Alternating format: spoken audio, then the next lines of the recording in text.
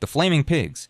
In 266 BC Greece, the ancient city of Megara is facing a siege led by the Macedonian king Antigonus II Gonatas. At the front of his assault move the most terrifying weapons of the age, war elephants. Armored in leather and bronze, these war tanks advance toward the city gates. For the defenders inside Megara, this is disaster. Feeling outnumbered and facing imminent danger, Megarians decided to target the very strength of the opposition. They gathered as many pigs as they could, coated their bodies in pitch and resin, and torched them up. In an instant, the pigs burst into flame. The city gates were opened, and running towards enemy tanks was screaming fire. The pigs charge blindly across the battlefield, shrieking in terror as flames trail behind them. The elephants had strength, but had even bigger ears. The piercing squeals of the pigs were a nightmare for them, which was made worse by the fire. The beasts panicked, broke formation, and turned back into their own ranks, crushing every Macedonian soldier that came in their path, forcing Antigonus to abandon his campaign. The Man-Catcher. Used in the 15th and 16th centuries, it was medieval Europe's own version of capture without killing. The man-catcher or polearm was basically a bear trap mounted on a long pole.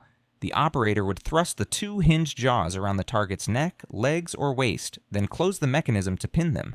But some lethal versions had inward-facing spikes that could pierce and cause serious damage. It was used in castle defense during a siege. On the battlefield, it was really useful against fast-moving armored knights who could be dragged off horses and pinned to the ground. In medieval Europe, a captured knight was worth far more alive than dead, as noble prisoners could be ransomed for enormous sums.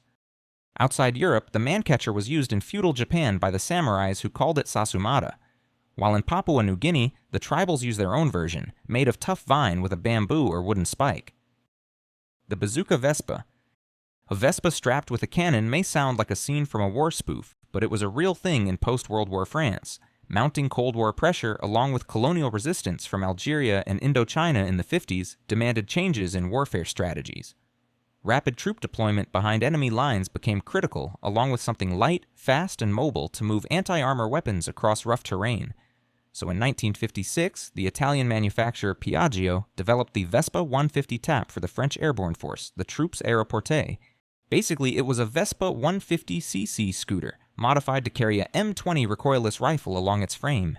Usually 2 scooters, along with a pair of paratroopers, were airdropped on the field. One was supposed to carry the gun, and the other carried the ammunition and crew gear. On the battlefield, the soldiers assembled the rifle on a machine gun tripod to use it as a light anti-tank and anti-fortification weapon. It saw real use during the Algerian War, where it provided speed and maneuverability in difficult terrain and struck enemy bunkers.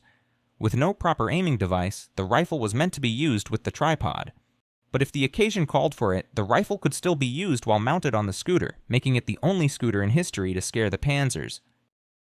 The Claw of Archimedes. The Greek polymath Archimedes is celebrated for his genius in various fields, and the art of war was one of them. During the Second Punic War, the Roman navy, under Marcus Claudius Marcellus, laid siege to the Greek city-state of Syracuse. To defend his home, Archimedes installed the Iron Hand along the seaward walls. It was a large crane-like lifting device mounted on pivoting wooden beam or lever, fixed to the fortifications with a rope and pulley system attached to a suspended metal hook or claw. Counterweights operated by the crew inside the walls allowed the arm to be raised or lowered with controlled force. The device was meant to be hidden by placing it parallel to the walls until the enemy ships came close enough. Then the beam was carefully positioned from above and the claw was released, dropping toward the front of the vessel. The iron hook latched onto the hull, locking it in place. The counterweights were used to pull the lever, lifting the ship's front out of the water. The claw then released its grip and the ship crashed back into the sea, risking capsizing or flooding. The weapon caused massive disruption to the Roman navy. The crew now feared the sight of any beam lowering from the walls, forcing the Roman generals to rethink their assault strategy. The Flying Dustbin. The Flying Dustbin is one of the many stories of redemption from World War II. The disastrous failure of the Dieppe raid in 1942 revealed the immobility of the Allied tanks in the soft pebble beaches and their inability to take out enemy fortifications. To overcome this, the British Army came up with the unique duo of a specialized tank, which was the Churchill AVRE, Armored Vehicle Royal Engineers, and a specialized weapon, which was the Flying Dustbin. The name was actually a moniker used for the 40-pound demolition bomb, as its shape somehow resembled a trash can. It was designed specifically to target enemy bunkers and fortifications. The bomb consisted of a light steel drum that is the warhead, containing the explosive. a hollow tail unit that slides over the spigot, and a projectile fuse. It was fired from a 290mm spigot mortar mounted on the Churchill AVRE, also called engineer tanks. However, the weapon required manual reloading. The barrel was hinged and broke open like a shotgun, and the co-driver with a single swift movement would push the flying dustbin into the barrel mortar. With a maximum range of around 230 yards, the weapon was really effective for the D-Day invasion, the Battle of Normandy, and later stages of the war, where it destroyed numerous Nazi fortifications, clearing the path for the troops and secured the position. Churchill AVRE was paired with another special tank, the Churchill Crocodile Flamethrower. While AVRE broke the defenses, the flamethrower finished the job. The duo was so destructive that the enemy often surrendered without much of a fight, turning the tide of the war and helping the Allies to redeem themselves of the past failures. Balloon bomb. The final stages of the Second World War saw many last-ditch efforts from Axis powers to turn the tables. The balloon bomb by Japan was one of them. The aim was to ignite mass forest fires in the U.S. mainland, causing panic among public and forcing U.S. to divert their resources to mainland defense.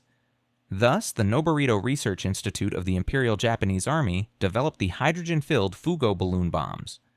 They were 33 feet in diameter and made from 4 to 5 layers of a special durable paper called washi, derived from mulberry tree. The aluminium ring formed the central part of the payload assembly, which contained the ballast system comprising of 30 to 34 sandbags, 4 11-pound thermite incendiary devices, and a 33-pound high-explosive anti-personnel bomb. The balloons were launched from the coastal area of Honshu and were designed to ride the jet stream to U.S. mainland. The aneroid barometers on the payload kept track of the altitude and triggered the electrical plugs to systematically release sandbags to stay in the jet stream. Once all the sandbags were released, ideally over North America, the system released the incendiary bombs and the anti-personnel bomb sequentially. However, the ambitious weapon was seen as a failure, as out of the 9,300 balloons launched, only 300 reached the mainland. Moreover, the ones that reached couldn't ignite any major forest fire, as the balloons were launched in the damp months of November to February 1945. But another major reason was the deceptive silence by USA. During the war, the U.S. Office of Censorship imposed a strict media blackout on reporting the Fugo balloons. This blackout denied any feedback on their weapon to the Japanese army. With lack of any info, the Japanese believed that their mission had failed and stopped at launching any balloon altogether. But the censorship tactic came at a cost, when one of the balloons tragically killed 6 civilians in Bly, Oregon on May 5th, as they had no idea about the danger due to the blackout. This incident was the only reported casualties on U.S. soil during the entire war. Do leave your thoughts on the video in the comment section.